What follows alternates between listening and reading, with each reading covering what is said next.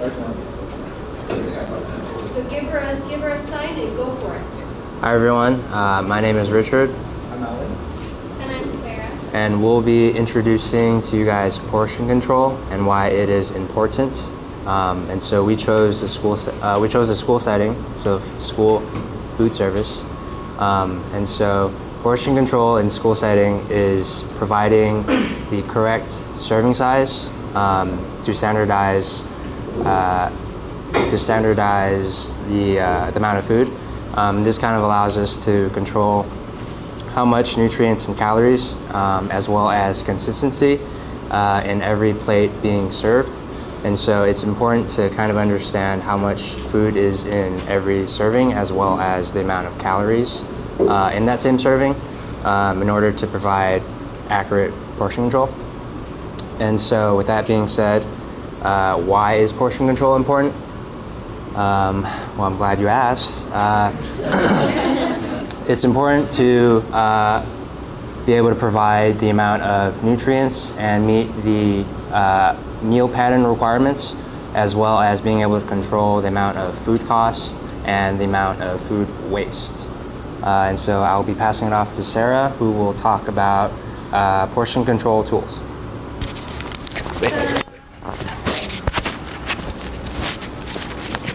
On the board here, we have examples of some kitchen tools for portion control. So ladle, scoops, standardized portion controller, and if these standardized tools aren't available, it's also acceptable to use these, which everyone is likely familiar with: liquid measuring cups, measuring spoons, and dry measuring cups. And also, this portion controlling and these tools aren't only for plating. It's also important to watch portion control in recipes too. Each meal is supposed to meet USDA requirements. And so, for example, salt, the meals can't have more than 541 milligrams of salt. So when adding salt to recipes, it's definitely important to use these measuring spoons. And things these can be used for when plating are like rice, canned fruit, pasta, those types of things. And then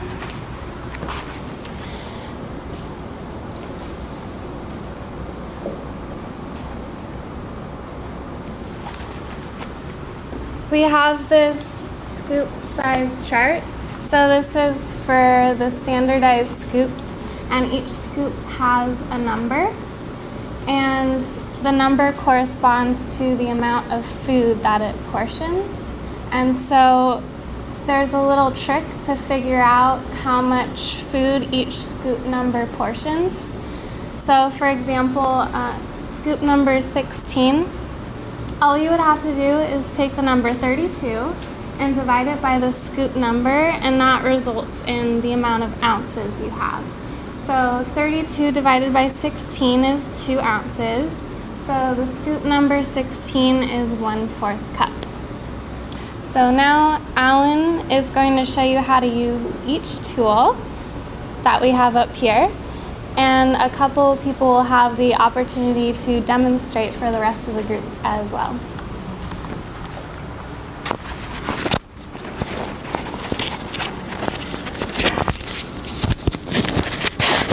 Okay, so here I have brown rice and fruit. So you can move this up so it's easier to see. So the USDA recommends that one serving of grains to be 1/2 cup of rice, and one serving of fruit to be 3/4 cups.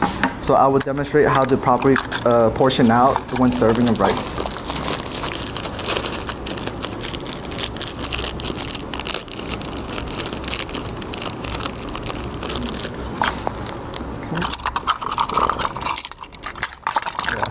Cup. So we get the 1/2 cup, and then we just pour it in.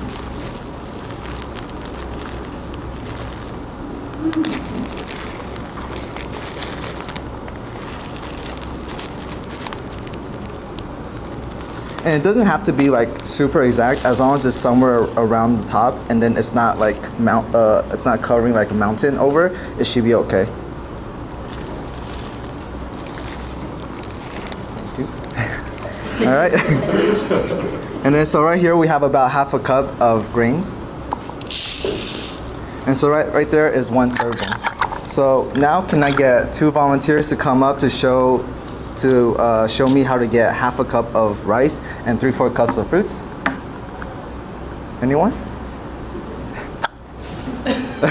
Okay, Grace and Matt. You guys can decide among yourself which one you guys want to do. That's probably easier to do. Alright. There you go.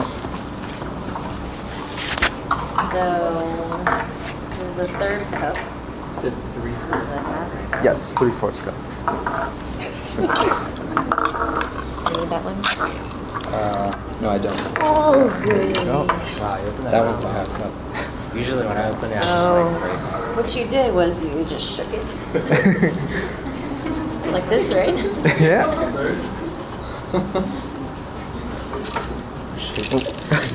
Careful. Okay. This looks like a half cup.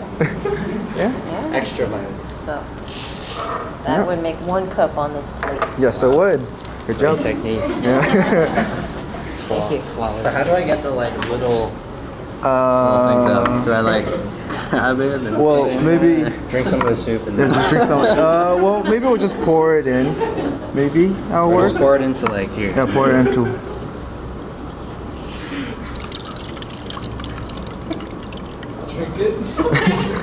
That'll probably be better now that the juice is gone. Okay. There's still a lot of juice in there. I'm going for it. I don't know. Sorry, it's in the budget. Okay. So this is this is 3/4 of a cup of tangerines, I think, Yeah. with a lot of juice. Yes. Okay. All right. Good job. Thank you very much, Matt. Okay. A little bit more.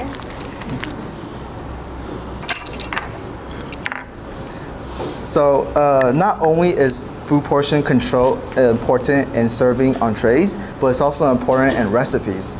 So, for example, if a recipe says that it's supposed to have half a tablespoon of salt or like half a tablespoon of sugar, then you want to make sure that it's only half a tablespoon. You don't just want to eyeball it, because it's very important that we meet the USDA requirements, which is on the handouts that you see on the bottom right corner. Okay. And so this concludes the activity, and I'll pass it back to Sarah for your little quiz. Yeah. So,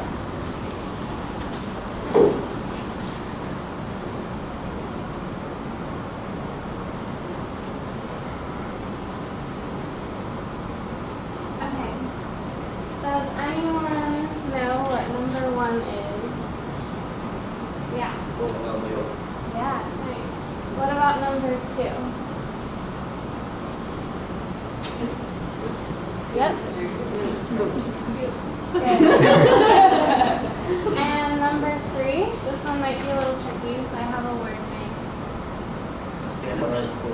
Oh yeah.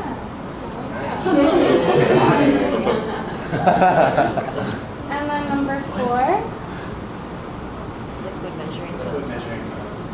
number 5, Dry measuring cups. and number 6. Dry measuring cups. Nice. So you guys already know all this. Ready to go. Okay. So that concludes our presentation. Does anyone have any questions or comments about portion control in school food service?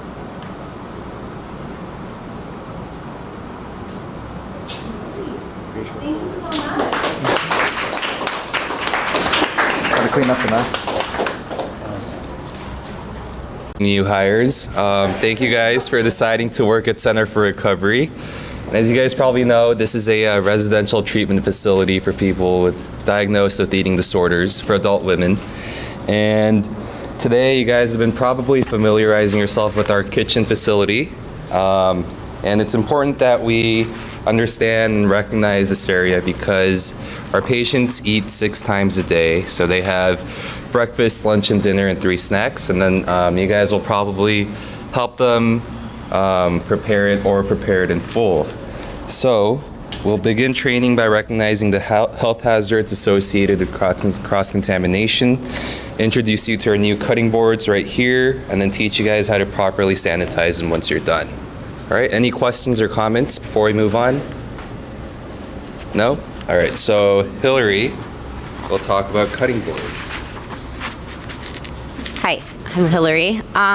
So cutting boards in general can be made of wood, bamboo, or plastic. At our facility, we use plastic cutting boards. We have a bunch of different colors, which is very important because our red cutting boards are used only for cutting raw meat and poultry. Because our white cutting boards are used for fruits, vegetables, and other ready-to-eat foods. This one's a little dirty.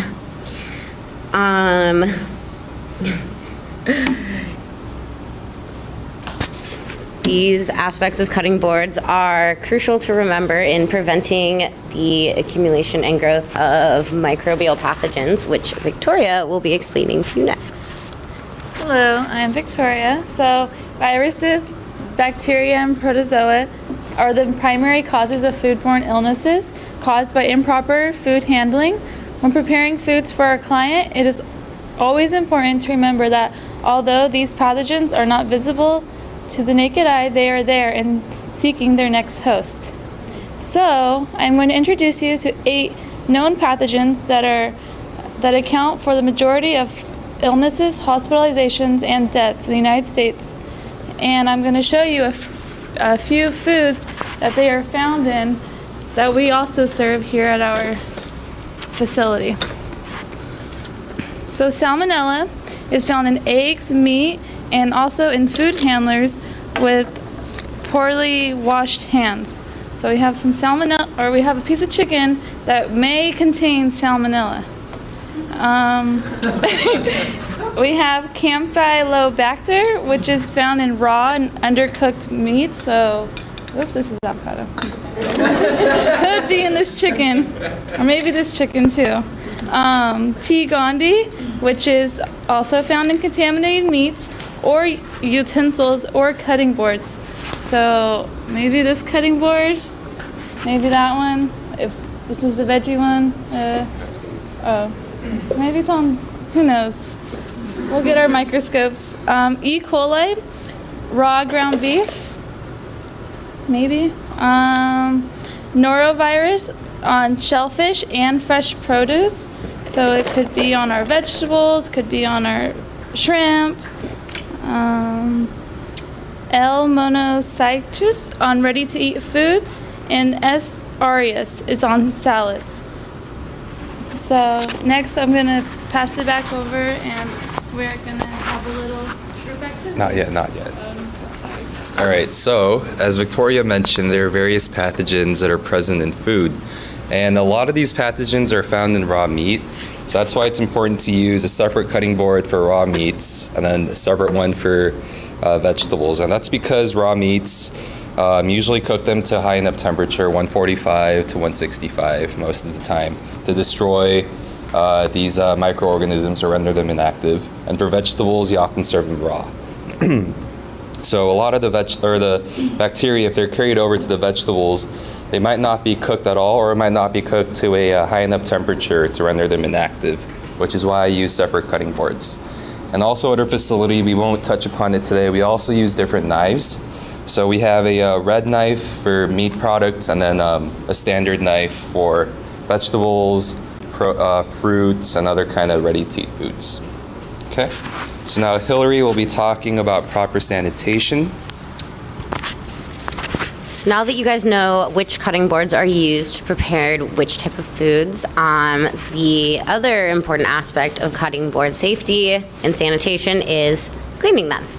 So first step, once you're done preparing all of your food, as soon as you can, you want to scrape all of the food scraps into our wonderful compost bin that we have at our facility, located next to the trash and the recycling.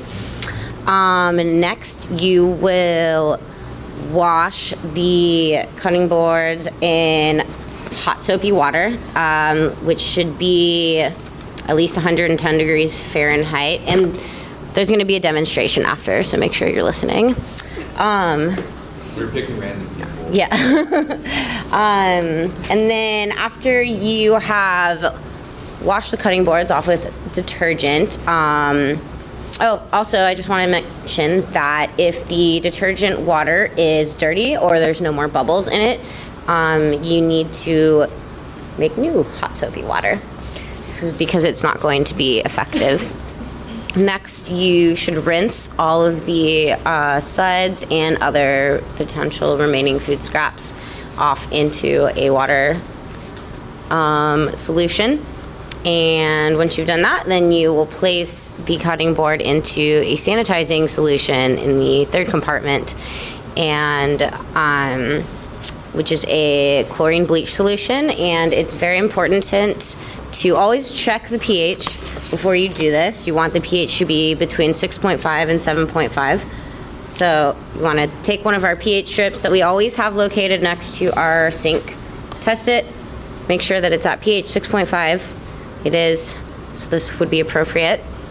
Once you dip it in the sanitizing solution, then you can place the cutting boards on the drying rack next to the sanitizing solution on the sink to air dry. All right. And now we have two activities. The first activity is going to involve preparing a meal, a pretend meal, well, real meal, but for pretend. And you'll be preparing chicken and veggies, and you have to appropriately use the cutting boards, how we described. Okay, so we're gonna call someone at random. Sarah.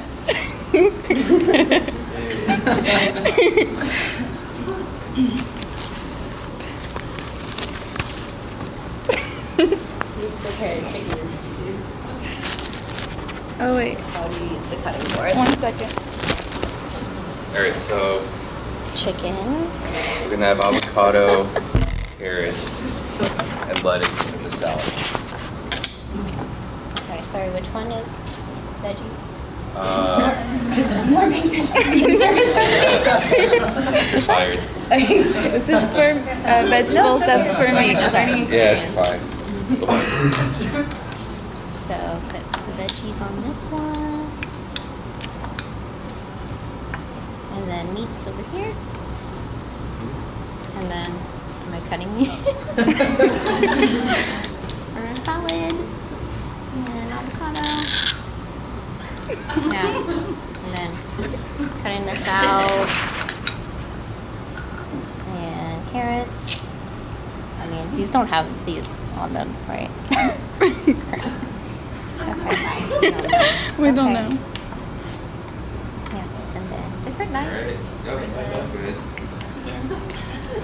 Nice. Okay. What else? This other chicken. This chicken. Yeah.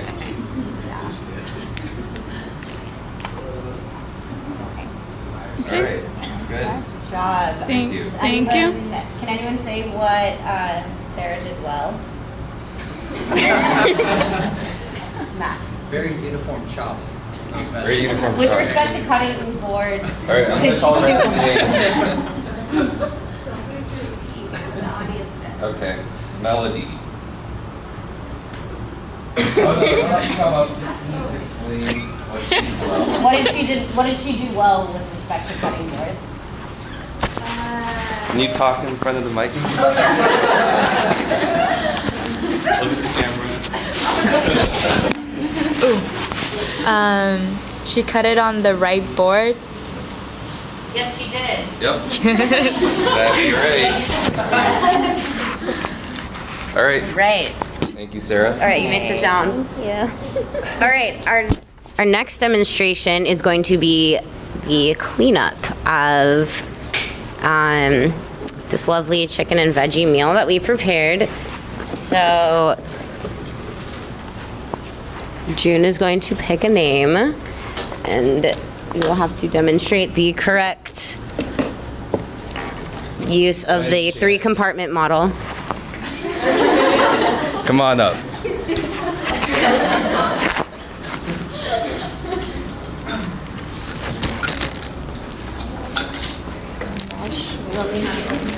All right, so we have 3 compartments here. This one's the sanitizer, water. So you'll start from this side. Oh, you're already giving her a hint. Sorry, no hints. No hints. This is why it's important to pay attention during your works in service, because you don't want to translocate bacteria and pathogens. So you need to wash your cutting boards. We're washing the cutting boards. Yeah, you just wash one if you want. Okay, so these ones are from the veggies. Let me see. Let's see, detergent, the water, and then the sanitizer. Okay, so do this one first. Yep. And then use the water to rinse it. And use the sanitizer to sanitize it. All right. Right? Over it. Can anyone tell me what pH the sanitizer has to be in? Hillary. Wait, hold on. Let me just Giovanna. Not here? All right. You're fired. Sophia. 6.5 to 7.5. Good. And how would you test for that? Put the pH strip into the sanitizer solution. Correct. You would take a pH strip that we always have located next to the sanitizing solution, and you dip it in just very quickly. And if it is the correct color and reads between 6.5 and 7.5, then you know that it will effectively sanitize your cutting boards. Right. Once you sanitize them, what do you do with the cutting board?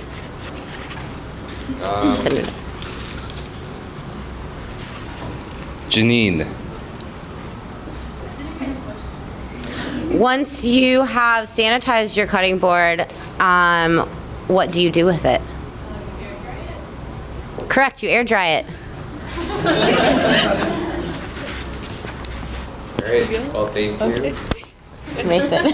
Excellent demonstration. Thank you so much for everyone who came and participated in our activity. That concludes our presentation.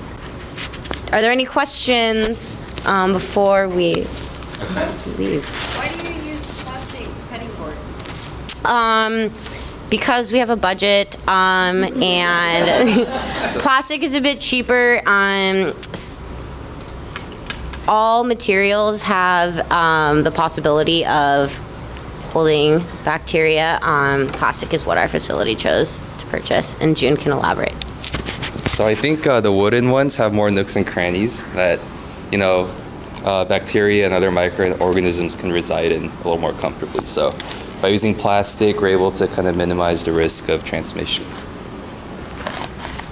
Yep. What are some of the signs that you would notice and you would have to let your supervisor know Mm-hmm.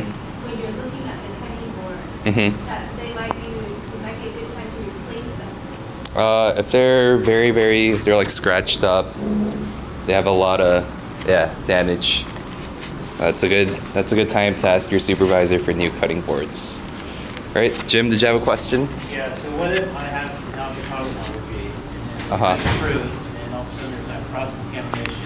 So Sick, do I get to go home? So, Jim has an avocado allergy, and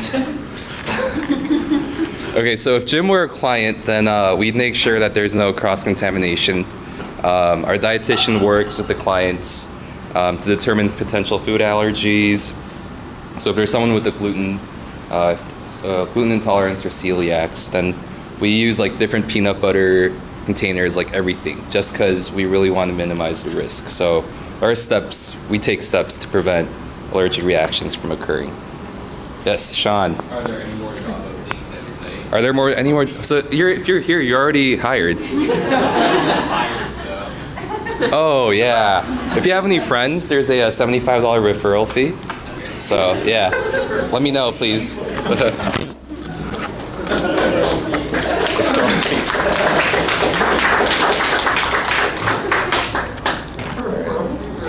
Okay, hi everyone, welcome to our training. My name is Stephanie. And my name is Melody. And today we will be teaching you how to use a 3-compartment sink. So our facility, as you all know, is a little bit different in that you walk in and there's just a bunch of display refrigerators. So it's not like a typical restaurant. And you'll see a lot of our meals will just be like prepped in little containers. So we don't really have a lot of dirty dishes. We just cook everything in really big batches, and then we weigh it out, put it in a plastic container. And so maybe we'll be testing out a new recipe, so then that's really the only time we'll have pots and pans that are dirty. So we don't need a big dishwasher or anything fancy, which is why we are using the 3-compartment sink. Okay, so by the end of this training, we hope that you'll be able to understand the importance of sanitation, specifically in regards to food safety, the 5-step process of using the sink compartments, and we want to ensure we use the proper water temperature as well as the proper chemical for each sink. Now that we've talked about our topic choice, I'm going to go into why it's so important we're here talking about sanitation and the proper usage of the 3-compartment sink. So according to the Center for Discovery and Prevention, Disease Prevention, there are 3,000 individuals who die each year from foodborne illnesses that could have been prevented. There's microorganisms everywhere, especially in the food environment. We have to take precautions. So we want to make sure we take proper steps towards sanitation, which is why we're here talking about this today.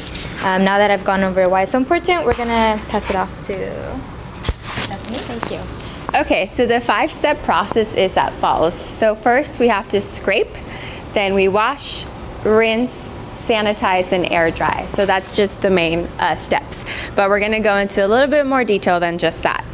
So here we have the sink. So first we have to set them up. So we fill them up.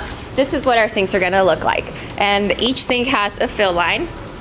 So the first sink, you're gonna fill it up to the fill line, turn on the detergent, so it's all there already. Just turn on the knob, turn on the hot water, and it should be up to 110 degrees Fahrenheit. So you can check that with a calibrated thermometer.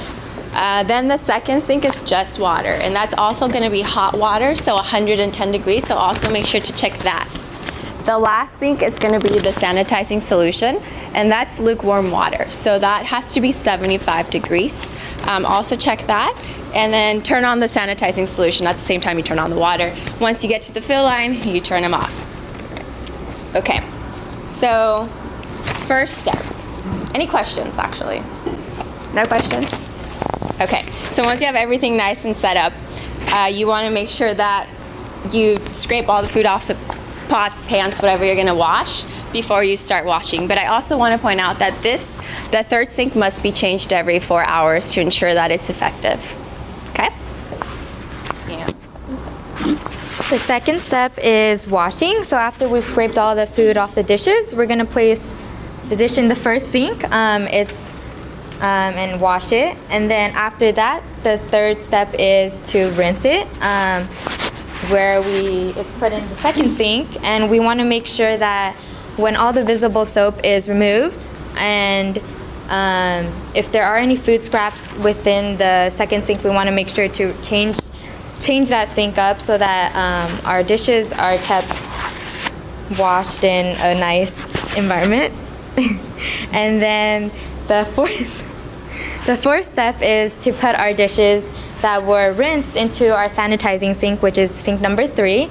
We want to keep our dishes in there for at least 2 full minutes before we take them out and go into our last step of air drying, where we want to make sure to air dry instead of towel dry, because to allow the sanitation solution to work its full effect, as well as to prevent any cross-contamination from towel rags to the dishes or plates that will be served to our customers. Finally, keep in mind that for the third sink, we must keep it tested regularly, like on the sanitizing solution, to make sure the concentration is at an optimal concentration. So below our sink there will be pH testers. We want to take one of the strips every 4 hours and then place it into the third sink for at least 10 seconds to find out the optimal concentration, and we want to have at least a 200 ppm or higher.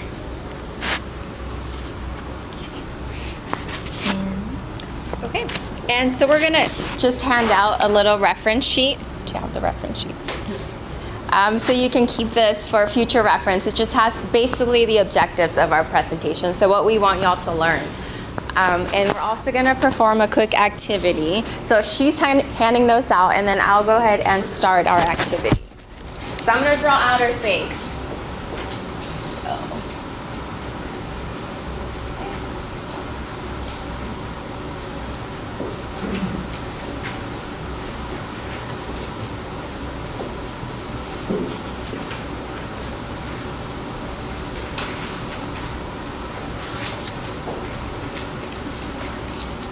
Okay, as you can see, can I have one of those? Thank you. So you see here is the little bin where you want to scrape all the food scraps into before you put it in the first sink. And then this has just the temperature and that you have to keep the dishes in the third sink for at least 2 minutes. So I'm going to pass out a little post-it note to some of you. And this post-it note has the characteristic, something that represents a component of these sinks. And I'm gonna have y'all come up and place it in the appropriate sink, okay? So take a look at your reference sheet. I don't want you to actually use it for the activity. So look at it and then flip it over, okay? Okay. Just place this in the box. Yeah. There you go.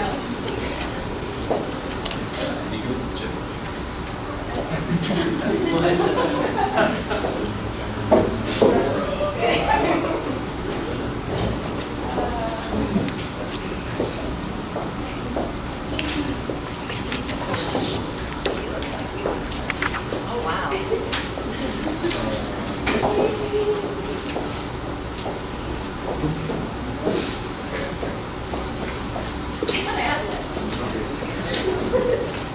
Here you go.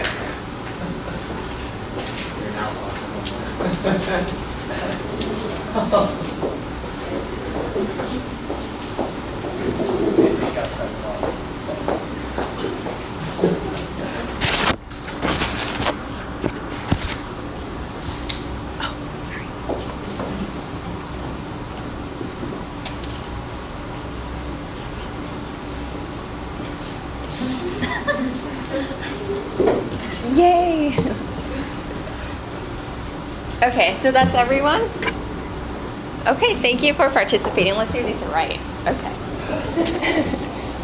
Wash, detergent, 110, scrape, rinse, well, hot water, no chemicals, sanitize, 5. Yay! Okay, good job everybody. You're paying attention. Okay, awesome. So, I also want to let you know that there is going to be a really big poster placed above the sinks, so you don't really have to know everything, you know, there's a lot of information. So there will be a sink with pictures and detailed instructions. In case you're working so hard that you forget, just refer to that poster. And the pH strips will be under the sink as well. So, any questions about anything? Okay. So you can do the true false. Melody has some questions for y'all. I do have some questions for y'all. First, we're gonna do a little review. I have a few questions here on the board of what we've talked about today so far. The first question is, why is proper sanitation important? So I have some answer choices for you. A, so our dishes can be shiny. B, because it is required by the USDA. C, to remove microorganisms from items and prevent foodborne illnesses. Or D, to remove food from items and prevent mold growth. Does anyone know what it is? Yes. Correct. It is C, to remove microorganisms from items and prevent foodborne illnesses. Okay, as for the second question, we have, what is the first step of the 3-compartment sink sanitation process? A, wash with detergent.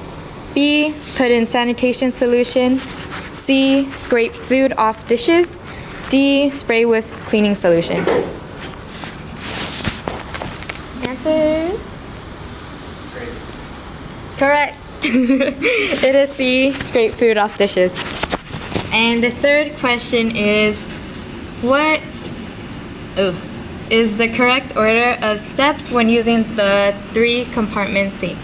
A, scrape, wash, rinse, sanitize, or air dry.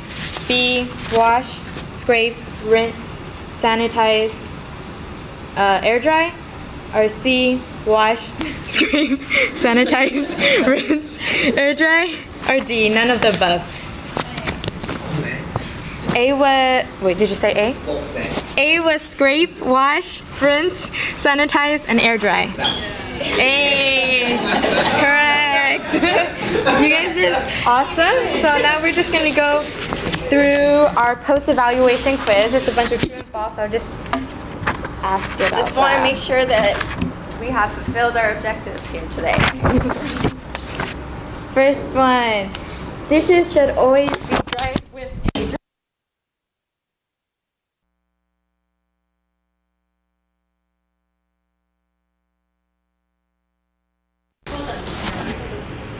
It's not working anymore. It's okay. No, it's okay. Fix it. Oh, when I dropped it. I'm sorry. I think I just need to reconnect it. How much is the pay?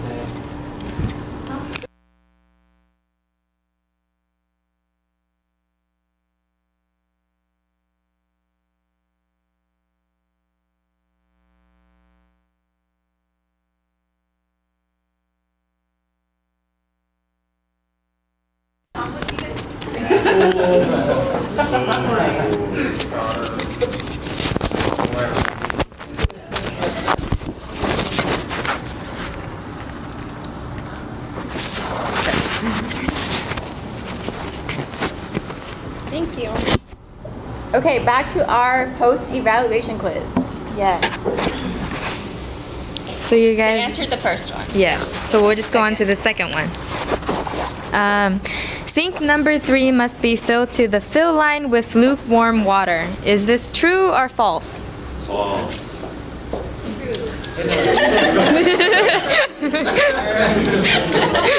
It is true. Remember to always carry that sheet with you, okay? Okay, the third question. The washed and rinsed dishes should be kept in the sanitizing sink for at least 1 full minute. False. Correct. The fourth one. The temperature of sink 1 and 2 must be 110 degrees Fahrenheit. True or false? Yeah. Yes. Number 5. The first step of the 5-step process of sanitation. The first step of the 5-step process of sanitation is to scrape food off of dirty dishes. True or false? True. Correct. Good job, y'all. Thank you for participating. Yay. Okay. Oh, yes. Any questions? Yes. What do I do if I run out of sanitizer? You contact us right away. Yes. Yeah, there's no alternative. We can't wash dishes with no sanitizer, okay? We don't want our awesome clients to get sick. Any other questions? Thank you. Thank you.